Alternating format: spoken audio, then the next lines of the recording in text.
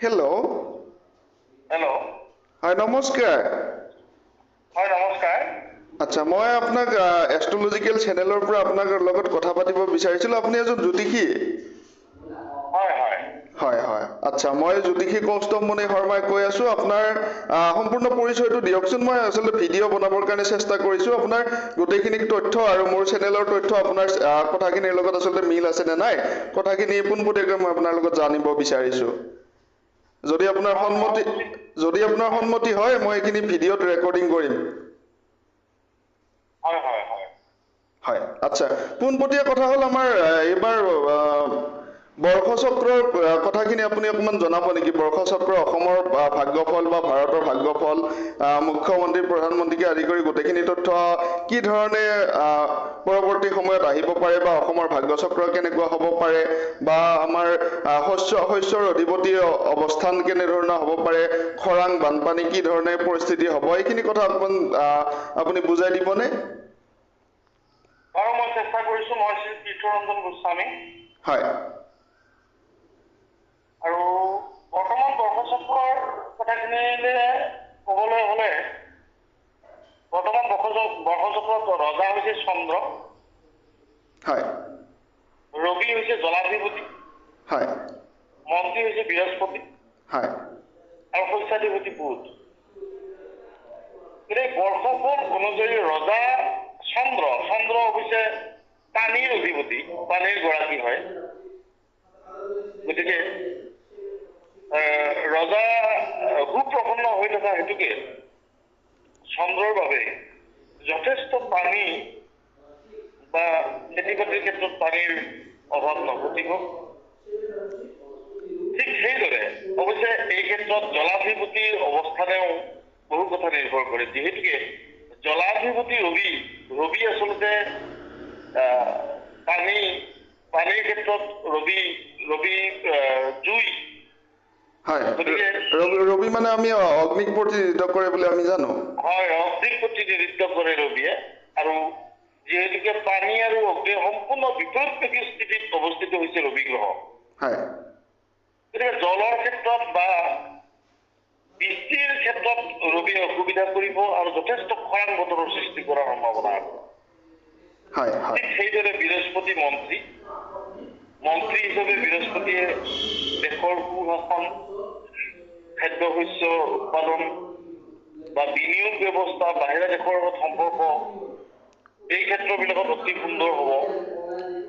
বৃহস্পতিয়ে উপযুক্ত পাত্ৰ মন্ত্ৰী অৰ্থাৎ উপযুক্ত দেশৰ লগত বিনিয়োগৰ ক্ষেত্ৰত কথা পাতিব বা উৎপাদনৰ ক্ষেত্ৰত যথেষ্ট উৎপাদনশীল হ'ব ভাৰতবৰ্ষক কৰিব। আৰু শস্যাধিপতি হৈছে বুধ। বুধ হৈছে সৃষ্টি বা বুধ হৈছে জ্ঞানৰ ভাণ্ডাৰ, সৃষ্টিৰ ভাণ্ডাৰ আৰু শস্যৰ ভাণ্ডাৰ হৈছে বুধ। গতিকে শস্যাধিপতি বুধ নিজেই এইবাৰ শস্যৰ লগত জড়িত হৈ পৰিব। গতিকে দেশত উৎপাদন বাঢ়িব, শস্যৰ উৎপাদন ঠিকমতে চলিব, কিন্তু পানীৰ অভাৱ ঘটিব পাৰে। ঠিক সেইদৰে ৰজা যুগৰ চন্দ্ৰ সময়ে পানীৰ অত্যাধিক অতিবৃষ্টি হ'বও পাৰে। হয় গতিকে বৰ্তমান বৰ্ষচক্ৰৰ ক্ষেত্ৰত এই 4 গ্ৰহই 4টা ডিপাৰ্টমেণ্ট, 4টা বিষয় সাঙুৰি লৈছে আৰু ই মিশ্ৰিত ফলাফল দিব বুলি আশা কৰিব পাৰি। আমি বৰ্তমান যিহেতু বৰ্ষচক্ৰৰ আৰম্ভণি হৈছে, বৰ্তমান বৰ্ষচক্ৰৰ 2য় মাহ, গতিকে বৃষ ৰাশিত ৰবি গ্ৰহৰ অৱস্থান। বৃষ ৰাশিত ৰবি গ্ৰহৰ অৱস্থান হোৱাৰ লগে লগে আমাৰ ৰাজনৈতিক ক্ষেত্ৰত, যিহেতু ৰাজনৈতিক বাতাবৰণ সলনি হ'বলৈ গৈ আছে, 2024 বৰ্ষৰ নিৰ্বাচনী যি ৰিজাল্ট সমাগত, ইয়াৰ পিছত প্ৰধানমন্ত্ৰীৰ কথাখিনি আহিব বা কোন ৰাশিয়ে মন্ত্ৰিত্ব পাব, কোন ৰাশিৰ সৌভাগ্যশালী হ'ব পাৰে এইখিনি সময়ত, বা কোন ৰাশিৰ উজ্জ্বল ভৱিষ্যত দেখা গৈছে, বা অসমৰ ভাগ্যচক্ৰৰ ক্ষেত্ৰত কোন ৰাশিৰ মন্ত্ৰিত্ব পোৱাৰ সম্ভাৱনা বেছি আছে বা মন্ত্ৰিত্বত ৰদ-বদল হোৱাৰ সম্ভাৱনা আছে নেকি, বা কোন ৰাশিৰ অগ্ৰগতি হোৱাৰ সম্ভাৱনা আছে, ঠিক তেনেধৰণৰ কিবা ধাৰণা আপুনি দিবনে? নিশ্চয়। ভাৰতবৰ্ষৰ কাৰণে এই বছৰ এক উল্লেখযোগ্য বছৰ বুলি গণনা কৰা হৈছে। আৰু এই বছৰটোত ভাৰতবৰ্ষই বিশ্বৰ ভিতৰতে এক গতিশীল দিশত আগবাঢ়িব বুলি জ্যোতিষশাস্ত্ৰই নিৰ্ধাৰণ কৰিছে কিয়নো মাতৃকাৰক গ্ৰহ চন্দ্ৰই নৱমণ্ডলৰ শাসনভাৰ গ্ৰহণ কৰি সত্য জ্ঞান ধৰ্ম অধ্যাপনাৰ নেতৃত্বকাৰক গ্ৰহ দেৱগুৰু বৃহস্পতিক মন্ত্ৰিত্বৰ ভাৰ অৰ্পণ কৰিছে গতিকে আত্মআধাৰক আৰু পিতৃকাৰক সৃজনী শক্তিৰ প্ৰতীক ৰবি গ্ৰহ জলাধিপতিৰ দায়িত্ব অৰ্পণ কৰা হৈছে সেয়েহে এই বৰ্ষটো ভাৰতবৰ্ষৰ কাৰণে অত্যন্ত সুন্দৰ আৰু ভাগ্যৱান হিচাপে পৰিলক্ষিত হৈছে কিয়নো মকৰৰ দ্বিতীয় শনি আৰু মঙল তৃতীয় শুক্ৰ বুধ আৰু ৰাহু চতুৰ্থ দ্ৰবিতুংগী হৈ পৰিছে আৰু বৃহস্পতি পঞ্চমত চন্দ্ৰ আৰু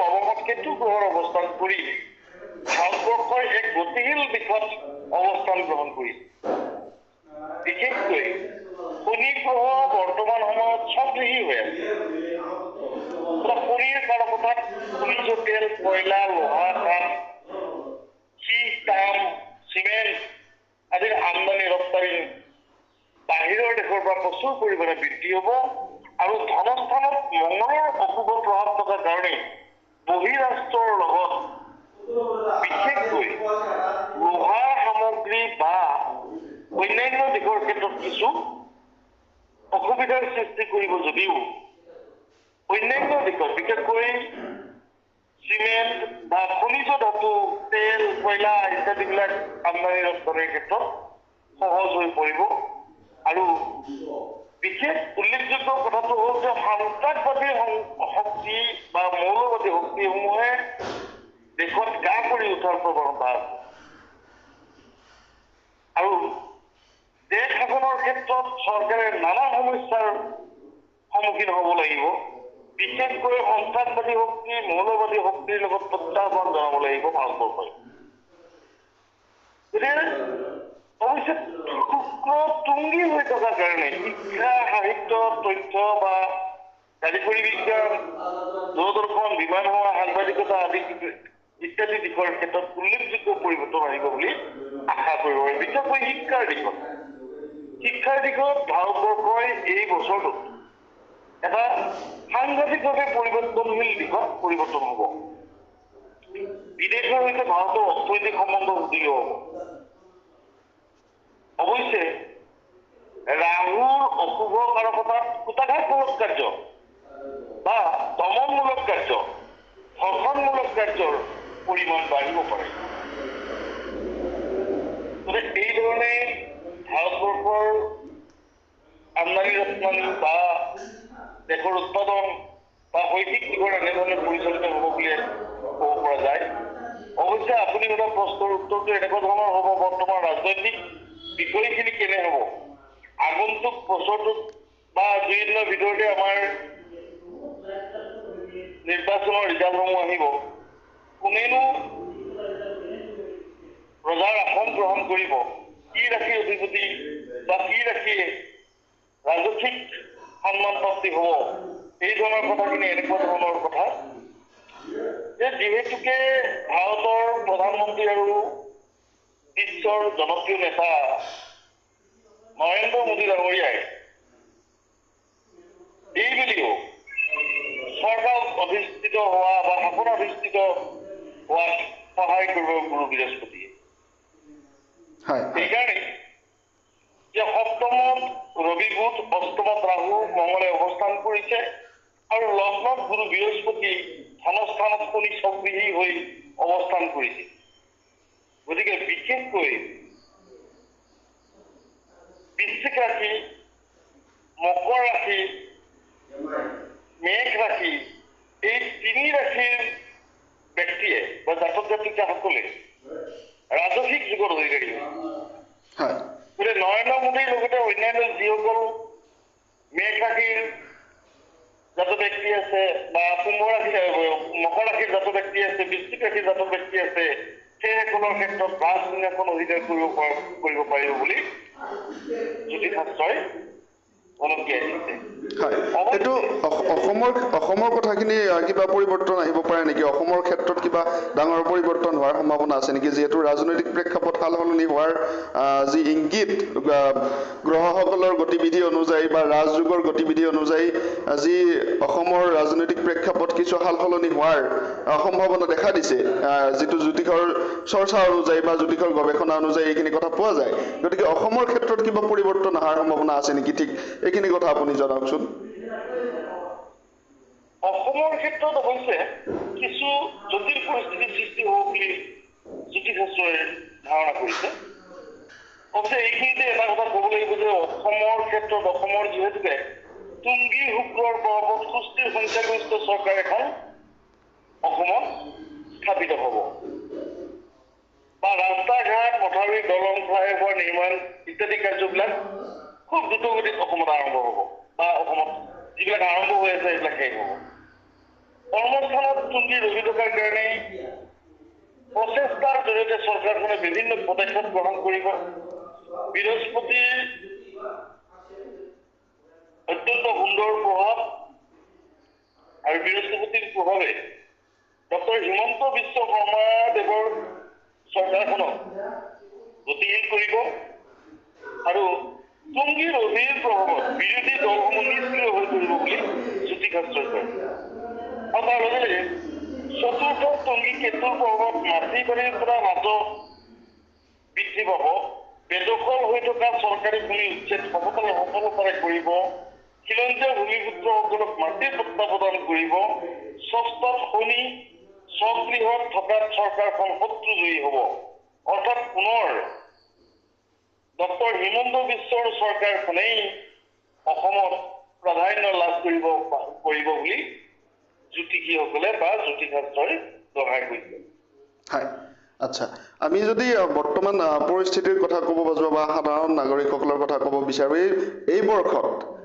পথ দুৰ্ঘটনা বিভিন্ন ধৰণৰ বেমাৰ বিভিন্ন ধৰণৰ ব্যাধি এনে ধৰণৰ কাৰকতা কিবা আছে নেকি বা তেনে ধৰণৰ কথাখিনি মই আপোনাৰ পৰা মই যিহেতু পূৰ্বতে বিভিন্ন ভিডিঅ'ত আপোনাক ৰাইজক জনাই থৈ দিছোঁ তথাপিতো আপোনাৰ পৰা জানিব বিচাৰিছোঁ যে এই সময়ত পথ দুৰ্ঘটনাৰ সম্ভাৱনা বা ঠিক শস্যৰ সম্ভাৱনা শস্যৰ অসুবিধাৰ সম্ভাৱনা বা শস্য হোৱাৰ পাছতো যিহেতু যোৱা বৰ্ষত বিভিন্ন ধৰণৰ শস্যত ৰোগ ব্যাধি পোক পতংগৰ উৎপাত আদিয়ে দেখা দিছিলে গতিকে এই বছৰ সাধাৰণ ৰাইজৰ বাবে বা কৃষক ৰাইজৰ বাবে আচলতে কিবা পৰামৰ্শ আছে নেকি নিশ্চয় আমি প্ৰথমতে ক'ব বিচাৰিছো যে চৰকাৰখনৰ ক্ষেত্ৰত যে বিৰোধী দলৰ প্ৰবল প্ৰত্যাহ্বান গ্ৰহণ কৰিব দুই নম্বৰতে আগষ্ট মাহৰ 17 তাৰিখৰ পিছত খৰাং বতৰ আৰু ঠায়ে ঠায়ে বানপানীৰ প্ৰভাৱ ভাৰতবৰ্ষক জুৰুলা কৰিব দ্বিতীয়তে ভাৰতবৰ্ষৰ এগৰাকী ৰাজনৈতিক ব্যক্তিৰ মৃত্যুৰ যুগ দেখা যায় এই তিনিটা উল্লেখযোগ্য কথা মই পুনৰবাৰ কৈছো যে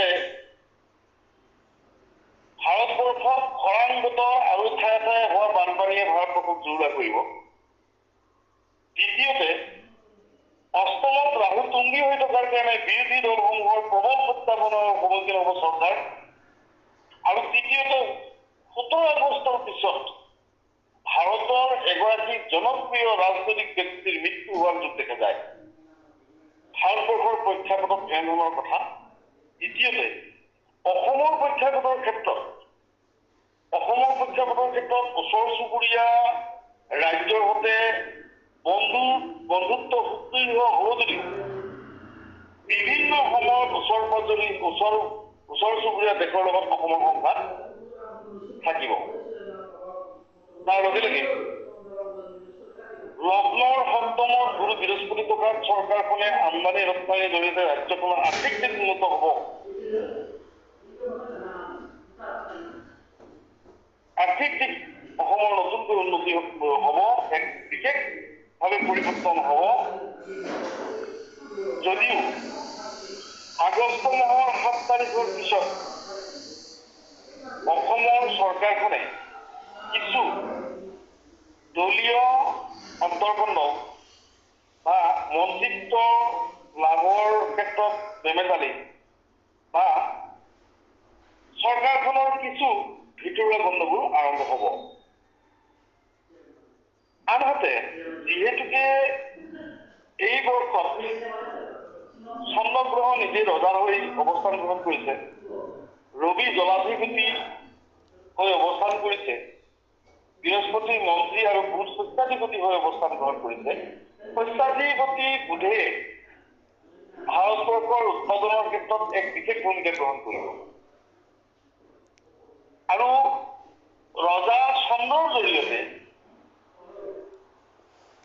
মৰুভূমি জাতীয় বা সাধাৰণতে পানী বা বৰষুণ কম হোৱা ঠাইতো এইবেলি বৰষুণ দেখা যাব বা যথেষ্ট সংখ্যক বৰষুণ সৃষ্টি হ'ব, যাৰ ফলাফল আমি বৰ্তমান দেখা পাইছো। যিহেতু পৃথিৱীৰ ক্ষেত্ৰত যদি আমি কথাখিনি ক'ব বিচাৰো বা ৱৰ্ল্ড এষ্ট্ৰলজি ৰিপৰ্টৰ কথাখিনি ক'ব বিচাৰো, ইয়াৰ পূৰ্বে জ্যোতিষীসকলে ধাৰণা কৰি লৈছিল যে মৰুভূমিত বৰষুণ হ'ব। আচলতে ইয়াৰ ফলাফল পোনপটীয়াকৈ মৰুভূমিত বানপানী ইতিমধ্যে আহি গৈছে। গতিকে ইয়াৰ ফলাফল ৰাইজে নিশ্চয়কৈ দেখা পাইছে ইয়াৰ পূৰ্বতে, যিহেতু বৰ্ষচক্ৰৰ আৰম্ভণিতেই মৰুভূমিত বৰষুণেৰে এক জ্যোতিষীয় সমীক্ষাৰ আচলতে প্ৰবল ফলাফল পোনপটীয়াকৈ জ্যোতিষীয় গণনাৰ প্ৰবল ফলাফল পোনপটীয়াকৈ ৰাইজে এইবাৰ দেখা পাইছে। গতিকে ইয়াৰ বিষয়ে আপোনাৰ কিছু মন্তব্য জনাওক। আৰু আমাৰ যিহেতু কথাখিনি ভিডিঅ'ত আপলোড কৰা হ'ব, গতিকে দীঘলীয়া হৈছে আমাৰ কথাখিনি, গতিকে এইখিনি কথাৰ পৰা আমাৰ এই বাৰ্তালাপটো সামৰণি মাৰিম বুলি ভাবিছোঁ।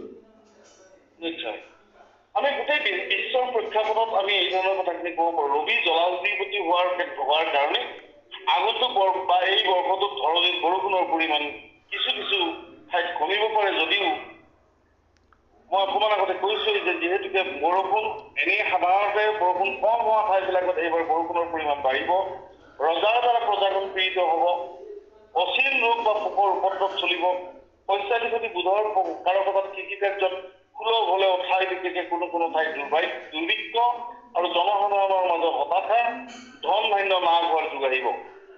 বিশ্বৰ প্ৰজাগণে সদায় সুস্থিৰ চিন্তাৰে চলিব, যদিও নতুন নতুন সম্পদ আৱিষ্কাৰ হ'ব, প্ৰজাগণৰ মংগলৰ হকে ৰজাই কাম কৰিব, যদিও মাৰণাস্ত্ৰৰ ক্ষেত্ৰত বা বিধ্বংসী পাৰমাণৱিক অস্ত্ৰৰ ক্ষেত্ৰত নতুন অস্ত্ৰৰ সৃষ্টি হ'ব বুলি জ্যোতিষীসকলে কৈছে। আনহাতে কৃষি ক্ষেত্ৰত গোটেই বিশ্বৰ ভিতৰতে অচিন ৰোগ, পোকৰ উপদ্ৰৱ বা বুধৰ কাৰকতাত কৃষি ক্ষেত্ৰৰ ক্ষেত্ৰত যথেষ্ট অসুবিধা হ'ব বা দুৰ্ভিক্ষ, কোনো কোনো ঠাই বিশেষকৈ দুৰ্ভিক্ষ হ'ব, জনসাধাৰণৰ মাজত হতাশা আহিব, ধন নাশ, অৰ্থনাশৰ যোগ এই বছৰটোত লাভ কৰিব। হয়, আচলতে আমাৰ যিহেতু দৰ্শকসকল সাধাৰণ ৰাইজ, গতিকে কৃষকসকলেও আমাৰ ভিডিঅ'সমূহ দৰ্শন কৰে। গতিকে আমাৰ কৃষকসকললৈ কৃষি কাৰ্য আৰম্ভণি কৰাৰ আগত কিছু ৰীতি নীতি নিয়মৰ বিষয়ে জনাব নেকি, যি বৰ্ষটো সৰ্বশ্ৰেষ্ঠ তেওঁৰ বাবে বা বিভিন্ন উপদ্ৰৱৰ পৰা বা বিভিন্ন অসূয়া অশান্তিৰ পৰা পৰিত্ৰাণ পাব পাৰে, ঠিক কৃষি কৰ্ম আৰম্ভণিৰ ক্ষেত্ৰত কিছু নিয়ম আপুনি জনাব নেকি? নিশ্চয়। আমাৰ যিহেতুকে ভাৰতবৰ্ষ এখন কৃষি ক্ষেত্ৰ বা কৃষি প্ৰধান দেশ, ইয়াৰ যথেষ্ট সংখ্যক শতকৰা বহু মানুহেই কৃষিৰ লগত জড়িত হৈ আছে। আজি আমাৰ ভাৰতবৰ্ষৰ বিভিন্ন প্ৰদেশ কৃষিৰ কাৰণে উন্নত হৈছে বা কৃষিৰ ক্ষেত্ৰত অগ্ৰগতি লাভ কৰিছে, আৰু কৃষিৰ জৰিয়তে গোটেই জনমূৰি আয় বা দেশৰ সৰ্বোচ্চ আয়ৰ ক্ষেত্ৰত নিৰ্ধাৰণ কৰা হয় কৃষি ক্ষেত্ৰখনক। আৰু এই কৃষি ক্ষেত্ৰখনত যিহেতুকে সেইদিলে যথেষ্ট সমস্যাৰ মাজেৰে খেতিয়কসকল আগবাঢ়িব, গতিকে কিছু সাৱধানতা অৱলম্বন কৰাটো প্ৰয়োজন আছে। গতিকে বিশেষকৈ আমাৰ অসমৰ কৃষকসকলে যিগতে অসমত মৌচুমী নাতিশীতোষ্ণ বতৰ বা নাতিশীতোষ্ণ জলবায়ুৰ দ্বাৰা আবৃত হৈ থাকে, সেয়েহে এই জলবায়ুৰ লগত মিলাকৈ আমি কিছু প্ৰতিকাৰ ব্যৱস্থা কৰিব লাগিব বা প্ৰয়োজন আছে। বিশেষকৈ এতিয়া কৃষক ৰাইজ পথাৰে পথাৰে নামি গৈছে, গতিকে প্ৰথমতেই কঠীয়াতলীৰ বিলাকত এডোখৰ ৰঙা কাপোৰ, এডাল বাঁহ বা সাধাৰণ আগলি, সেই আগলিত ৰঙা কাপোৰ স্পষ্ট হৈ দূৰৰ পৰা দেখাকৈ ৰঙা কাপোৰ এটুকুৰা ওলোমাই ৰাখিলে তাত পোক পৰুৱাৰ পৰা বা অন্যান্য দিশৰ পৰা উপকৃত হ'ব। ঠিক সেইদৰে যদি পথাৰৰ প্ৰথম ৰোৱনীৰ দিনাখন বা প্ৰথম ৰোৱা আৰম্ভ কৰাৰ দিনাখনেই নেমু অৰ্থাৎ আমাৰ নেমু টেঙাৰ লগত এৱা গাখীৰ লগ কৰি প্ৰথম ৰোৱনীৰ দিনাখন পথাৰত কিছু পৰিমাণে ছটিয়াব লাগে নেমু ৰস আৰু এৱা গাখীৰ। হয়, ইয়াৰ লগত আচলতে গৌমূত্ৰ বা পঞ্চগব্য এইখিনি কৰ্মখিনি আচলতে কৰিব পাৰি বুলি জনা যায়। এইখিনি কথা আপুনিও জনাই দিয়ক যে পঞ্চগব্য কি দ্ৰব্যৰে বনাব পাৰি বা পঞ্চগব্য কৃষি কাৰ্যৰ আৰম্ভণিত যদি পঞ্চগব্য গোটেই কৃষি ভূমিত ছটিওৱা হয় ইয়াৰ লাভালাভৰ বিষয়ে কিছু জনাই দিয়কচোন অকণমান, ৰাইজৰ উপকাৰ হ'ব। কৃষি ক্ষেত্ৰত বিশেষকৈ পঞ্চগব্য বা নেমু টেঙা বা এৱা গাখীৰ এই ধৰণৰ দ্ৰব্যই কৃষি ক্ষেত্ৰখনক প্ৰতিকাৰমুক্ত কৰিব। বিভিন্ন অচিন ৰোগ, পোক বা সাময়িক সূৰ্যৰ উত্তাপ বা খৰাং এই ধৰণৰ কথাখিনিৰ পৰা কিছু হ'লেও পৰিত্ৰাণ পাব আৰু এই ধৰণে নিজৰ খেতিডৰাক যথেষ্ট প্ৰতিকাৰ ব্যৱস্থাৰ প্ৰয়োজন আছে। আমি আন এটা প্ৰতিকাৰৰ কথা ক'ব পাৰোঁ, যেনেকুৱা আমি কাতি মাহৰ সময়ত আমি গোসাঁই চাকি দিওঁ। তাৰ আধ্যাত্মিক অৰ্থ থকাৰ লগতে বৈজ্ঞানিক কথাখিনি এনেকুৱা ধৰণৰ হয় যে সেই সময়ত ধানৰ গেৰ হয় বা পৰিপক্ক অৱস্থা এটালৈকে আগবাঢ়ে ধান। সেই মুহূৰ্তত পোক পৰুৱা যথেষ্ট সংখ্যক পৰে আৰু ধানৰ ভিতৰত গাখীৰৰ ধৰণৰ ধানৰ ভিতৰত হেৰি হয়। গতিকে সেইবোৰ নষ্ট কৰিবৰ কাৰণে যথেষ্ট পোক পতংগ পৰে আৰু সেই চাকিকৰ জ্বলাই দিয়াৰ অৰ্থটো হ'ল সেই চাকিত এই পোকবিলাক মৰে, তেতিয়া ধানখিনি বাচি যায়। এই ধৰণৰ ব্যৱস্থাখিনি আমি প্ৰথম অৱস্থাতে অৰ্থাৎ ধান ওলাবৰ সময়তেই এই চাকি দিয়াৰ ব্যৱস্থাখিনি কৰিব লাগে বা কিছু জুই ধৰাৰ ব্যৱস্থা কাষত ধাননি ধৰাৰ কাষতে যদি জুই ধৰাৰ ব্যৱস্থা কৰি দিয়া হয় সমগ্ৰ পোকবোৰ আহি তাতে পৰিব। এই ধৰণৰ সাধাৰণ ব্যৱস্থা কৰাৰ প্ৰয়োজনীয়তা আছে। হয়, অশেষ ধন্যবাদ জনাইছোঁ আপোনাক। এনেধৰণে কিছু সময় আপোনাৰ পৰা ল'লোঁ যদিও আচলতে শ্ৰোতা দৰ্শকসকলে যাতে ভালদৰে জ্যোতিষশাস্ত্ৰৰ কথাখিনি বুজিব পাৰে। আৰু আমি সাধাৰণতে যিহেতু এটা ইউটিউব চেনেল কৰি আছোঁ, গতিকে বিভিন্ন ধৰণৰ ইউটিউব চেনেল আমি কম্বো ভিডিঅ'সমূহ বনাবলৈ চেষ্টা কৰোঁ আৰু আমাৰ ৰাইজে বা দৰ্শক শ্ৰোতাসকলে আচলতে জানিব যে এজন জ্যোতিষীয়ে এনেধৰণৰ ভিডিঅ' বা নিজে মনে সজা ভিডিঅ' প্ৰস্তুত কৰি নাথাকে। আচলতে বিভিন্ন মতামত, বিভিন্ন তথ্য সহকাৰে বিভিন্ন গৱেষকৰ ওচৰলৈ গৈ বা বিভিন্ন গৱেষণাৰ অন্তত এটা ভিডিঅ' প্ৰস্তুত কৰা হয় আৰু তেওঁলোকৰ যথেষ্ট কষ্টৰ পিছত এটা ভিডিঅ' প্ৰস্তুত কৰিবলৈ হয়। গতিকে এইখিনি তথ্য আপোনাক দিয়াৰ বাবে যথেষ্ট ধন্যবাদ জ্ঞাপন কৰিছোঁ। পৰৱৰ্তী সময়ত নিশ্চয়কৈ আকৌ কিবা থাকিলে কল কৰিবলৈ চেষ্টা কৰিম। ধন্যবাদ। নিশ্চয়, মই আপোনাক ধন্যবাদ জনালোঁ।